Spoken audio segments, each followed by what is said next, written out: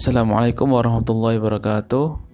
Alhamdulillahirabbil alamin wassalatu wassalamu ala asrofil anbiya'i wal mursalin sayyidina wa habibina wa qurrati a'yunina Muhammadin sallallahu alaihi wasallam. Alfani fillah rahimani wa rahimakumullah. Baik sahabatku yang dirahmati Allah Subhanahu wa taala, kembali lagi bertemu dengan saya Kang Azwar di channel Kang Azwar juga ya.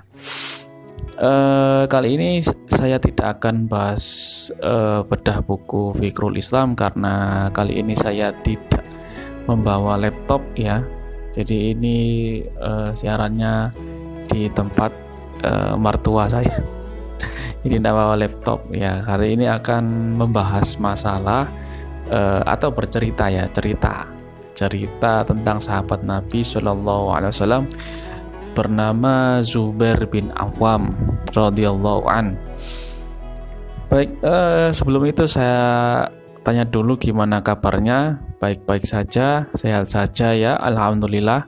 Semoga kita dalam keadaan sehat walafiat, zahir dan batin kita tenang, batin kita tentram, selalu dilindungi oleh Allah Subhanahu wa taala, terhindar dari segala bentuk maksiat. Baik, Ifani Fila rahimakumullah, saya akan cerita masalah sahabat Nabi yang bernama Zubair bin Awam. Jadi Zubair bin Awam ini adalah salah satu dari as-sabiqun al-awwalun. Jadi orang-orang yang pertama kali masuk Islam di Mekah.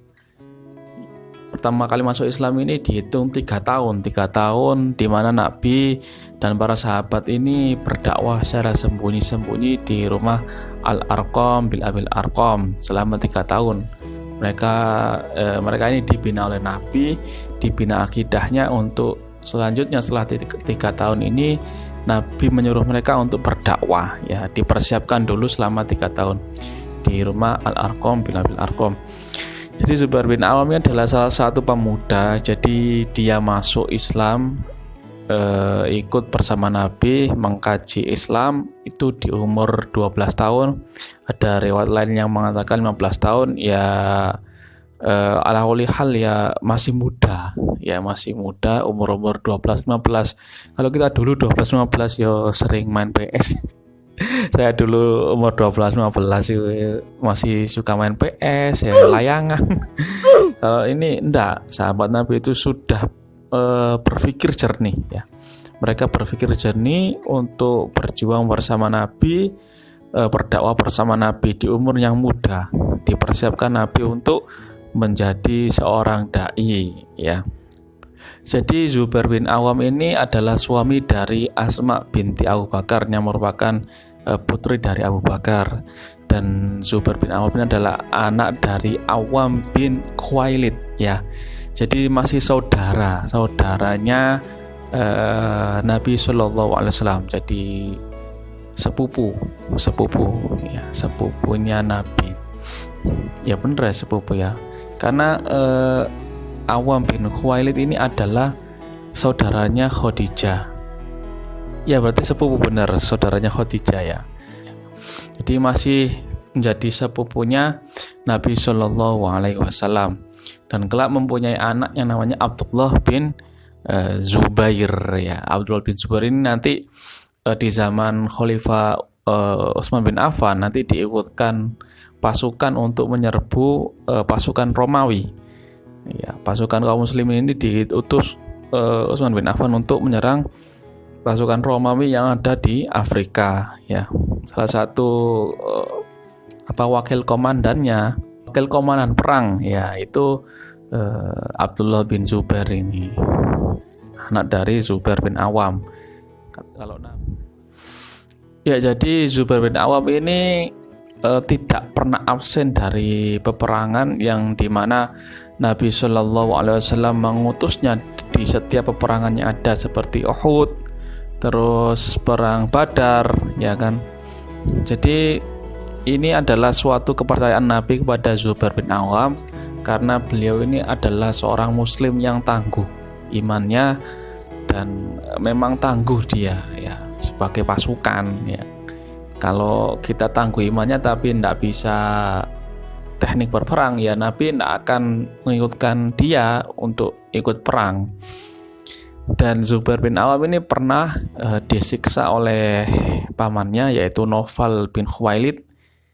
Jadi di masa Nabi ini sudah biasa sepupu dengan paman, ya beda agama, paman menyiksa sepupunya atau ayah menyiksa anaknya, itu sudah biasa karena perbedaan iman. Karena di zaman Nabi cuma dua pilihannya, iman atau tidak beriman. Kalau tidak beriman, ya mereka akan kelak menjadi musuh Islam. Mereka akan menyiksa para pemeluk Islam. Ya itu memang resiko.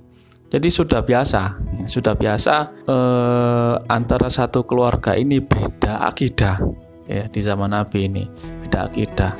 Ya sudah terbiasa, biasa paman menyiksa sepupunya atau tuan menyiksa budaknya, itu sudah biasa.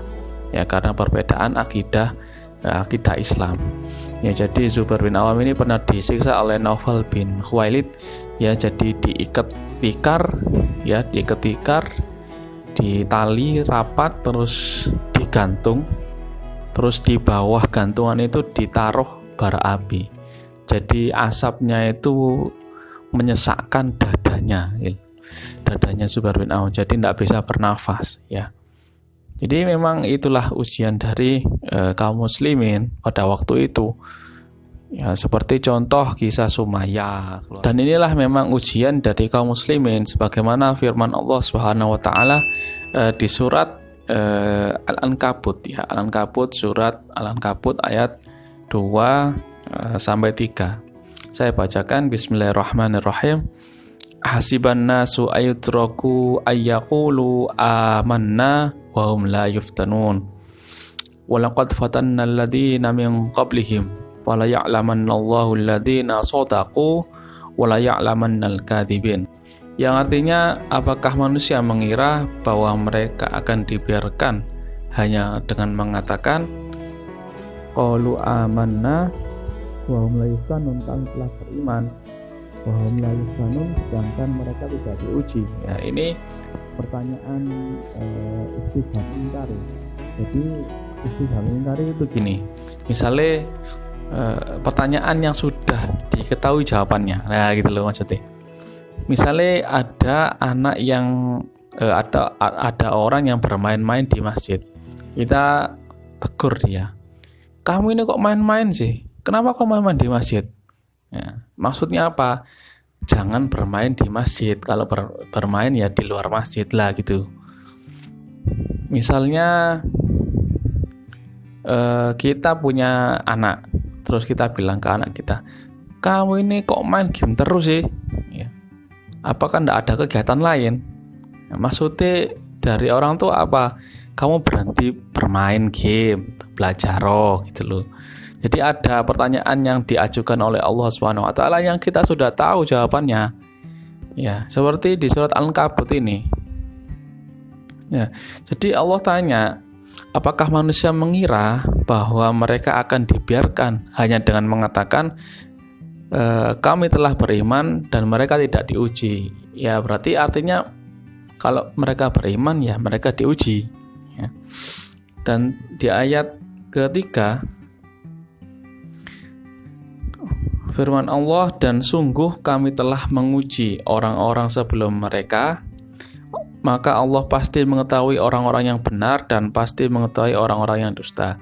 Jadi ujian itu untuk mengetahui mana yang dia benar beriman dan mana mereka yang tidak beriman atau memang kadzibin atau bohong-bohongan imannya.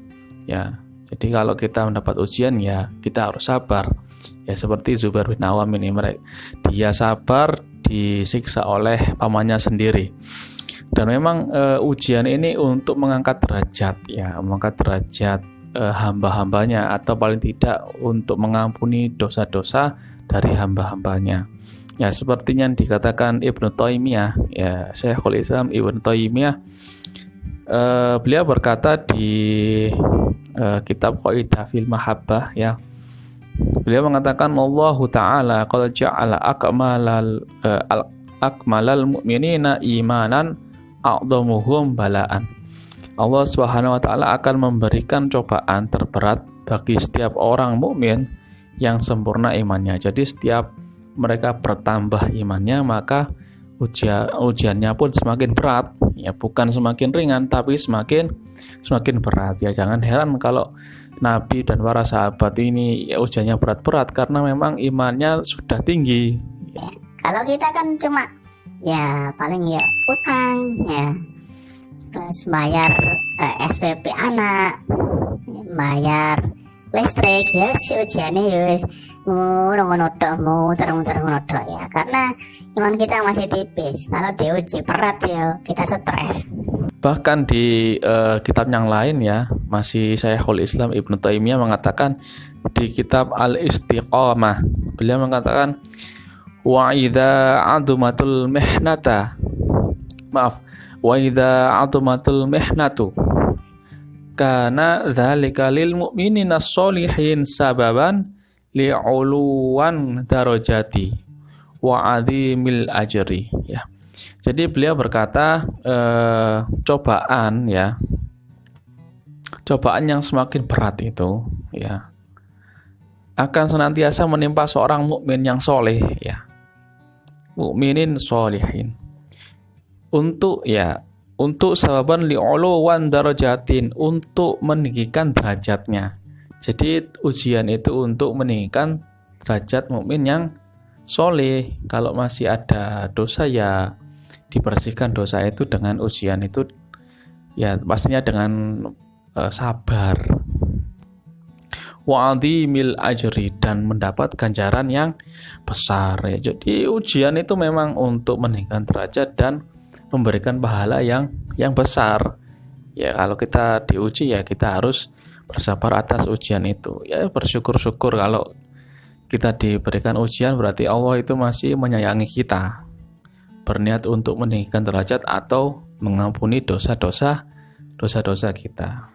Ya, Zubair bin Awam ini adalah salah satu sahabat yang ikut dalam hijrahnya kaum muslimin ke Habasyah.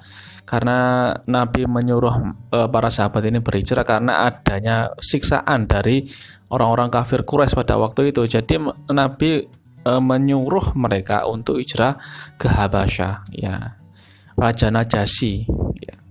Karena apa? Karena Najasyi nanti ada dikisahkan masuk Islam ya, nanti dikisahkan masuk Islam ya, masih di zaman Nabi, ketika Nabi masih hidup nanti masuk Islam, tapi ketika Nabi nanti sudah punya negara di Madinah ya, ini ceritanya masih pada kondisi Nabi tertekan ya, pada kondisi Nabi tertekan, ditekan oleh orang-orang kafir Quraisy. Jadi Zubair bin Awam ini ikut pada rombongan kaum muslimin yang hijrah ke Habasyah.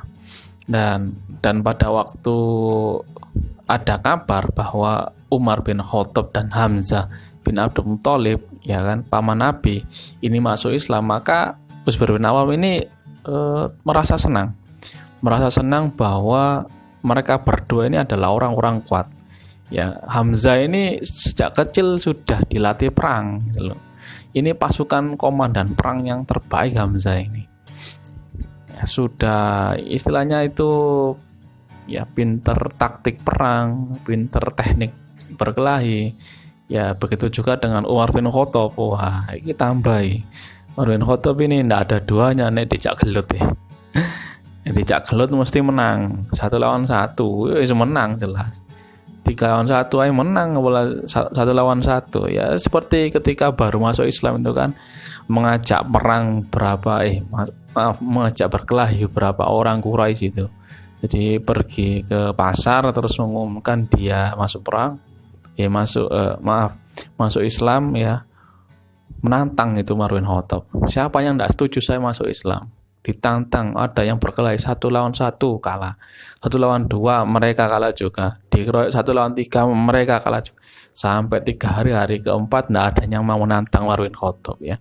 Jadi kuat sekali Hamzah sama Umar bin Khattab.